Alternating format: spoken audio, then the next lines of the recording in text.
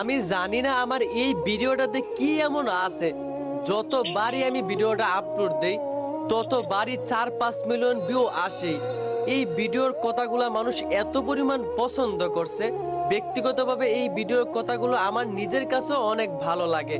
বিশ্বাস না হলে আপনারাই একবার কথাগুলো শুনেন, আপনারা নিজেরাই মুগ্ধ হয়ে যাবেন, কথাগুলো অনেক ভালো লাগবে। যাই হোক, একটু সময় দিয়ে কথাগুলো শুনেন। এই কথাগুলো বিশেষ করে মেয়েদের উদ্দেশ্যে। একটা গল্প শোনাই, দয়া করে গল্পটা শেষ পর্যন্ত মনোযোগ দিয়ে শুনবেন। এক গ্রামে একটা মেয়ে ছিল, সে অনেক পর্দাশীল ছিল।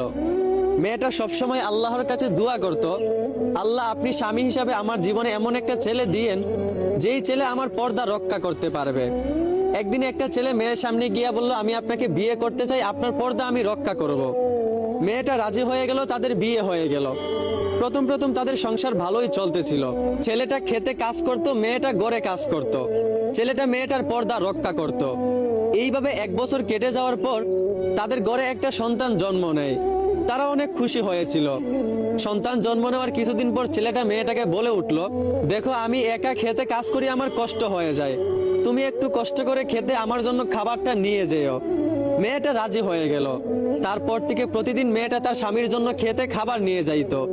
এইভাবে তার অর্ধেক পর্দা ভঙ্গ হয়ে যায়। এইভাবে আরো 1 বছর কেটে যাওয়ার পর তাদের ঘরে আরো একটা সন্তান জন্ম নেয়। তখনও তারা অনেক খুশি ছিল। তার কিছুদিন পর ছেলেটা আবারও মেয়েটাকে বলে উঠল, দেখো এখন আমাদের ফ্যামিলিটা একটু বড় হয়ে গেছে, আমার পক্ষে একা কাজ করা আর সম্ভব না, তুমি একটু কষ্ট করে আমার সাথে খেতে কাজে একটু হেল্প করবা। মেয়েটা তখনও রাজি হয়ে গেল। তারপর থেকে প্রতিদিন মেয়েটা তার স্বামীর সাথে খেতে কাজ করত। এইভাবে মেয়েটার পুরো পর্দাই ভঙ্গ হয়ে যায়। এইভাবে আরো 1 বছর কেটে যাওয়ার পর তাদের ঘরে আরো একটা সন্তান জন্ম নেয়। মোট 3টা সন্তান, 3টাই ছিল ছেলে সন্তান। তারা 3জনই একটা পর্যায়ে দেখতে দেখতে অনেক বড় হয়ে যায়। তারা স্বামী স্ত্রীও একটা পর্যায়ে প্রায় বৃদ্ধ হয়ে যায়। একদিন তারা স্বামী স্ত্রী ঘরের বারান্দায় বসে গল্প করতেছিল। হঠাৎ করে মেয়েটার স্বামী হাসতে হাসতে বলে উঠল, দেখো তোমার কি মনে আছে, বিয়ের আগে তুমি বলেছিলে তুমি সেই ছেলেকে বিয়ে করবে যেই ছেলে তোমার পর্দা রক্ষা করতে পারবে। অথচ দেখো তোমার আর সকল পর্দা ভঙ্গ হয়ে গেছে, তোমার আর পর্দা নাই। কি হলো, পর্দার কি দাম? নিজে ঠিক থাকলেই তো হয়। মেয়েটা তখন বলল, পর্দার কি মূল্য আর পর্দার কি দাম আপনি সেটা দেখতে চান? তাহলে আপনি ঘরের দরজার পিছনে লুকিয়ে যান। লোকটা সাথে সাথেই ঘরের দরজার পিছনে লুকিয়ে গেল। মেয়েটা তখন সাথে সাথেই চিৎকার করে কান্না করতে লাগলো। মেয়েটার কান্না শুনে মেয়েটার বড় ছেলে এসে জিজ্ঞেস করলো, মা কি হয়েছে, আপনি কান্না করতেছেন কেন? মেয়েটা তখন বলল, তোর বাবা আমার গায়ে হাত তুলেছে, আমাকে নির্যাতন করেছে। বড় ছেলে তখন বলল, মা আপনি কষ্ট পাইয়েন না, বাবা হয়তোবা একটু রাগ করেছে, বাবাই তো আপনাকে ভালোবাসে, বাবাই তো আপনার প্রতি খেয়াল রাখে, রাগ কমে গেলে আবার আপনাকে আদর করবে। এই কথা বলে সান্ত্বনা দিয়ে বড় ছেলে চলে যায়। কিছুক্ষণ পর মায়ের কান্না শুনে মেজো ছেলে ছুটে আসে।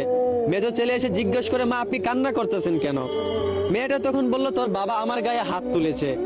এই কথা শুনেই মেজো ছেলে রাগে বলতে লাগলো, বাবার এত বড় সাহস, আজ যদি কাছে পাইতাম বাবাকে লাঠি দিয়ে মারতাম।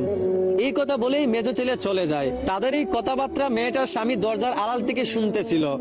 মেয়েটার কান্না শুনে কিছুক্ষণ পর তাদের ছোট ছেলেটাও চলে আসে। এসে জিজ্ঞেস করে, মা আপনি কান্না করতেছেন কেন? মেয়েটা বলল, তোর বাবা আমার গায়ে হাত তুলেছে। ছোট ছেলে তখন রাগে বলে উঠলো, বাবার এত বড় সাহস! সে তখন একটা লাঠি নিয়ে তার বাবাকে খুঁজতে লাগলো মারার জন্য। এইভাবে কিছুক্ষণ খোঁজাখুঁজি করার পর, গালি দেওয়ার পর ছোট ছেলেও চলে যায়। তারপর লোকটা দরজার আড়াল থেকে কাঁদতে কাঁদতে বের হয়। মেয়েটা তখন বলল, এইবার কি আপনি বুঝতে পারছেন পর্দার মূল্য কতটুক, পর্দার দাম কতটুক? বড় ছেলে যখন জন্ম হয়েছিল তখন আপনি আমাকে পুরোপুরি পর্দায় রেখেছিলেন, তাই বড় ছেলে আপনার সম্মান রেখেছে, আমার সম্মানও রেখেছে, সে আমাকে সান্ত্বনা দিয়েছে।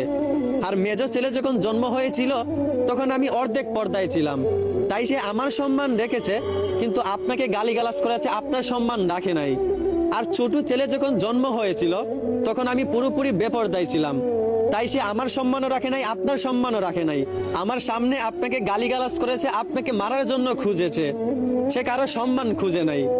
আপনি কি এখন বুঝতে পারছেন পর্দার কতটুকু মূল্য আর পর্দার কতটুকু দাম? মেয়েটার স্বামী তখন কাঁদতে কাঁদতে তাকে জড়িয়ে ধরে বলল, হ্যাঁ আমি বুঝতে পারছি পর্দার কতটুকু সম্মান আর পর্দার কতটুকু দাম। তো এই কথাগুলো বলার উদ্দেশ্য হচ্ছে, আমার বোন একটু বিবেক দিয়ে চিন্তা করেন, আপনারা এই গল্প থেকে শিকার চেষ্টা করেন। আপনারা যারা স্বাধীনতার নামে বেপরদায় রাস্তাঘাটে চলতেছেন, বোন দয়া করে পর্দায় থাকেন। পর্দা কখনো নারীদের স্বাধীনতা নষ্ট করে না, বরঞ্চ পর্দা নারীদের সম্মান বাড়িয়ে দেয়, আল্লাহর কাছে সম্মান বাড়িয়ে দেয়। আশা করি আমার কথাগুলো বুঝতে পারছেন। অবশ্যই ভিডিওটি সবার কাছে শেয়ার করে দিবেন। ধন্যবাদ। কথাগুলো যদি ভালো লাগে থাকে